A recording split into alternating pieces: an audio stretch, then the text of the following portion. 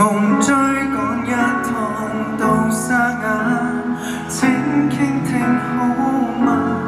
逃不出西途，逃不出西途。劃破高空不配是我嗎？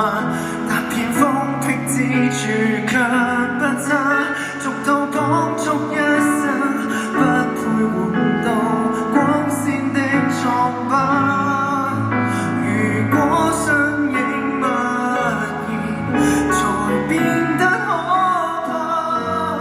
不怕是我當這世道黑色的笑話。